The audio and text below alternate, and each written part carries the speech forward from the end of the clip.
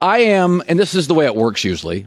I find some of these young quarterbacks, and I like some and I don't like others. And, I like Sam Darnold a lot. Baker Mayfield drove me nuts. I like Tua a lot. Joe Burrow's good. I don't think he's as good as everybody's saying. So Bruce Arians is known in the NFL sort of as the quarterback whisperer. He worked with Andrew Luck, and he's worked with, the Ben Roethlisberger when they were young. So he has this great history of working with young quarterbacks and spotting the talent and elevating the talent. And he said this weekend, it's time, game one, let Tua play.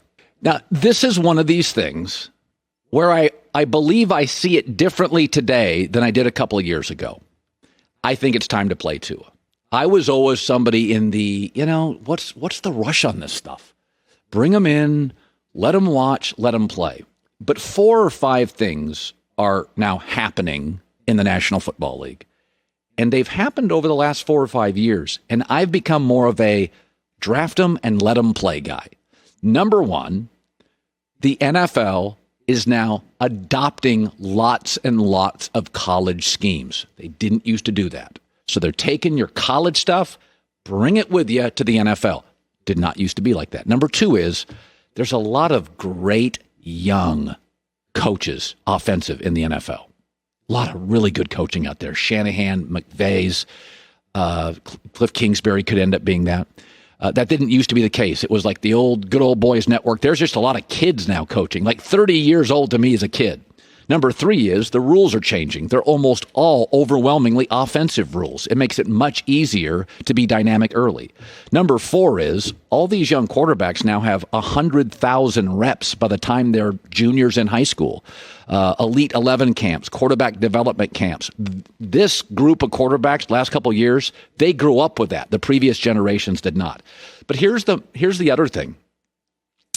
Number 5 is, because of the new collective bargaining agreement that was struck 10 years ago, you don't pay first-round quarterbacks anything.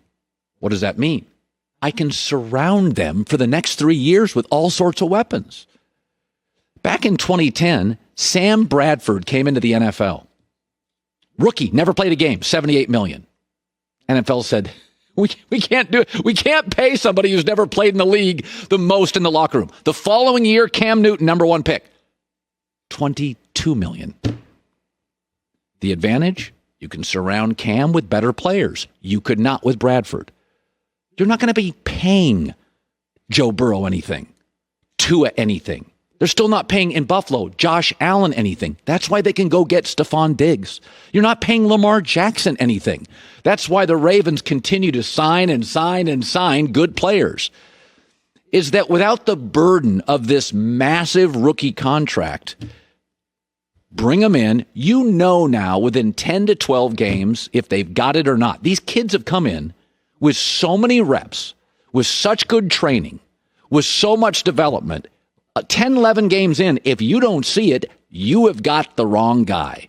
Better to learn that in year 1 than in year 2 or year 3. Arizona found out quickly, said, wrong guy, boom, next. And it worked.